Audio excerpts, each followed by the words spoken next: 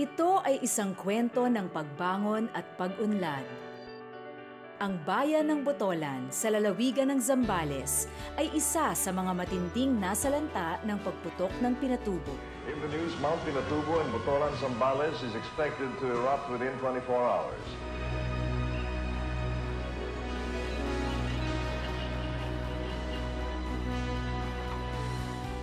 Marami na ang namuno, ngunit bigo pa rin sa pagkamit ng tunay na pagbabago.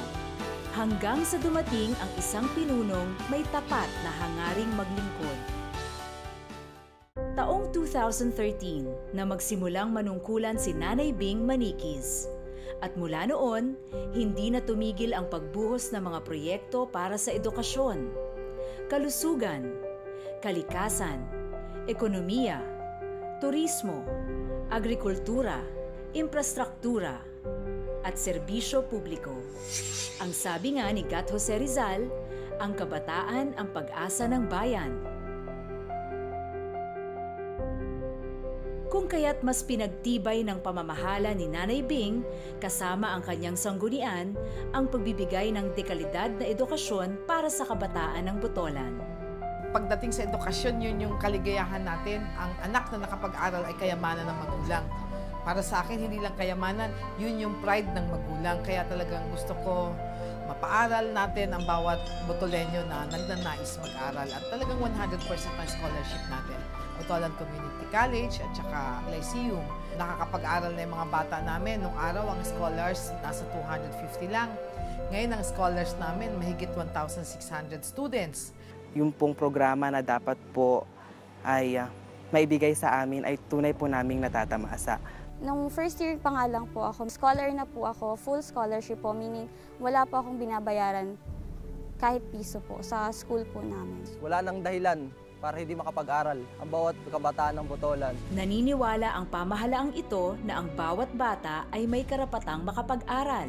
Kaya nagbukas ng mga paaralan at inayos din ang mga dati nang nakatayo para sa mga kabataang malayo sa kabayanan.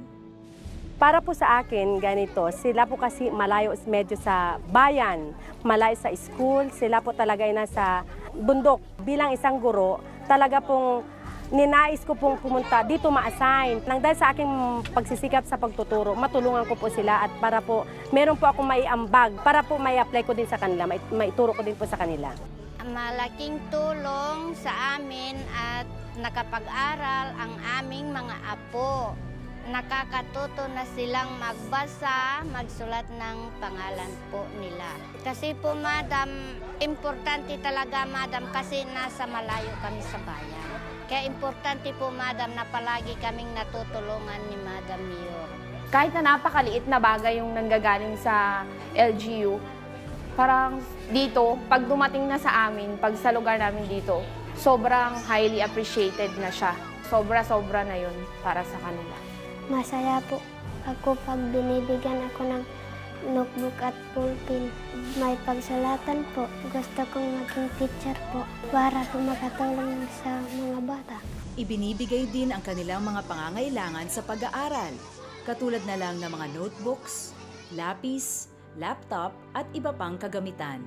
At hindi lang mga bata ang nabibiyayaan ng pagkakataong matuto, pati na rin ang kanilang mga magulang. Ang malusog na pamayanan ay patunay ng isang maunlad na bayan. Sa loob ng maikling panahon ng panunungkulan, isang modernong pagamutan ang agad na naitayo para sa mga Botolenyo. The biggest accomplishment of Mayor Bing is the establishment of the Kainamayan Primary Hospital. Just to be a clinic and has not been functioning as it should be.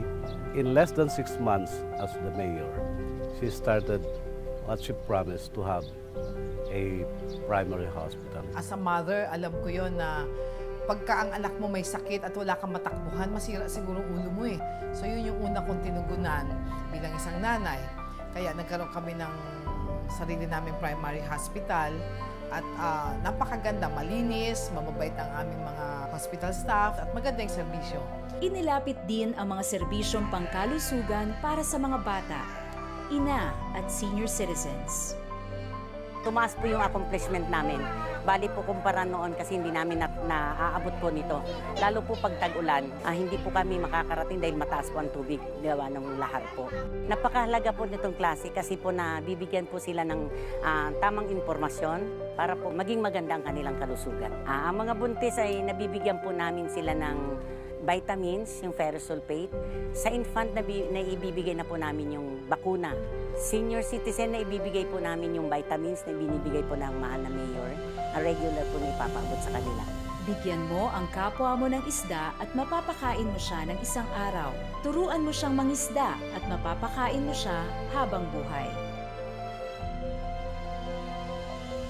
Maraming mamamayan na ang nakinabang sa mga kooperatibang itinatag upang matulungan nila ang kanilang mga sarili sa pamamagitan ng pagpapalago ng kanilang mga pamumuhay.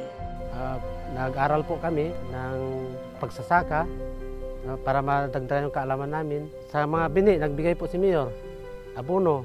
Masaya po kami dahil marami po kami natutunan sa mga teknolohiya sa tulong po ni Mayor.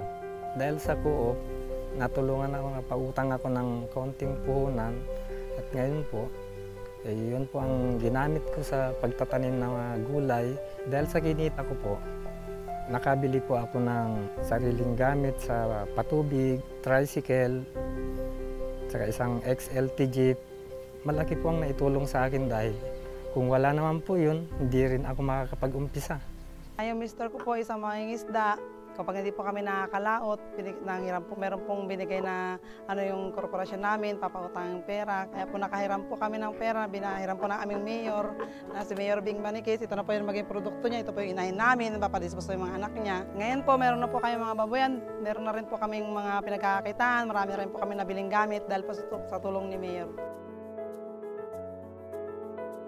Nilalayon din ni Nanay Bing at ng buong sanggunian na palaguin ang agrikultura para mapakinabangan ng mga mamamayan ng Botolan. Pamamaraan ng pagsasaka ay umunlad kasi nagkaroon nga po kami ng pagsasanay at yung binhi po dating ginagamit po namin ay hinihiram-hiram lang po sa kakamang bubukid.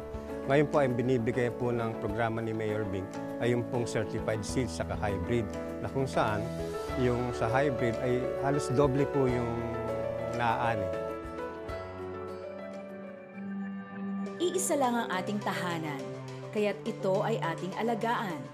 Mahigpit na ipinatupad ang pagbabawal sa pangingisda gamit ang dinamita. Bukod dito, naging proyekto rin ang paglagay ng mga artificial coral reef upang lumago ang bilang ng mga isda sa karagatan. Patuloy din ang pagsasagawa ng mga cleanup drive upang mapanatili ang kalinisan ng kapaligiran. Kasama na dito ang pagtatanim ng mga puno na pakikinabangan ng mga susunod pang henerasyon. Kasabay ng pag-unlad na ito, ang pagtatayo ng mga makabagong kalsada at gusali upang mas mabilis na maipaabot ang mga pangunahing pangangailangan ng mga Botolenyo.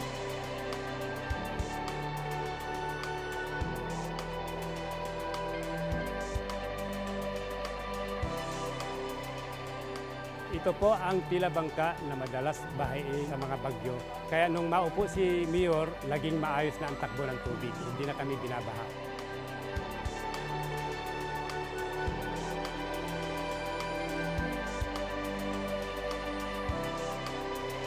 Bukod sa angking bait ng mga Botolenyo, napapaligiran din ito ng likas na yaman at magagandang tanawin. Ito ay patuloy na dinarayo ng mga turista mula sa malalayo at karatig pook.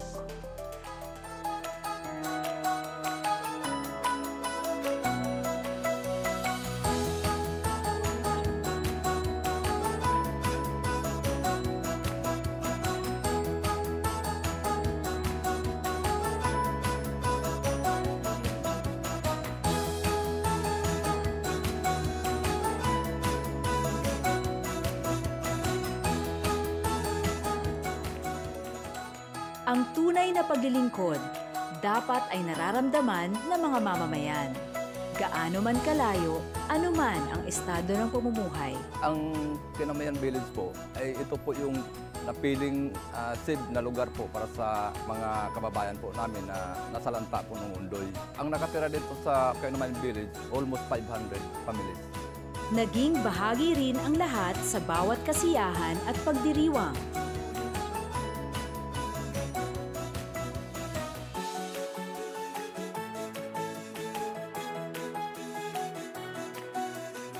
Nalaman ko po na may pakarera po si Madam Bing. Sumali po ako, tapos po hindi ko po inaasahan na ganun po yung premyo na ibibigay po sa akin. Isang bangka po, tapos po kasama na po yung motor. Ngayon po, hindi na po ako napapagod magsaguan po. Tapos po mas napapadali na rin po yung pag-isda namin po dahil po may motor na po kami. Hindi na po kami napapagod magsaguan po. Pinararangalan at binibigyang halaga ang mga mamamayan. Sa loob ng ilang taon, nagawa ni Nanay Bing ang mga proyektong hindi akalaing magagawa. Yan ang malinis at tapat na pamumuno. Marami pang mga proyekto para sa ikauunlad at ikabubuti ng mga Botolenyo ang nasimulan na. Yung infrastruktura natin, unti-unti sapagkat hindi naman po malaki ang pera ng bayan ng Botolan. At naka-line up po dyan yung madagdagan pa yung ating ospital para ngayong taon at yung sementeryo natin maumpisahan. Hindi naman ho natin kayang biglain. Kaya nga nag-decide po akong mag-re-elect, humingi uli ng isa pang pagkakataon na matapos ko lamang po itong aking mga programa.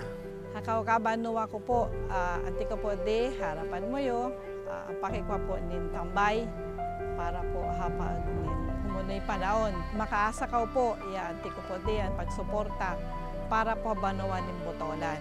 Muli po para po sa inyong lahat, isang walang sawang pasasalamat po ang ipinapaabot ko po sa inyo aking mga mahal na mga kababayan. Sana po, suportahan niyo po ang programa ng aming mayora upang sa gayon may pagpatuloy namin ang complete services na ibibigay namin sa mga tao ng Botolan, especially po sa farmers. Maraming salamat po. Kami na buong pwersa ng barangay captain ng 31 barangay ay 100% na sumusuporta sa ating mahal na mayor. Salamat po sa mga kabanwa tabo.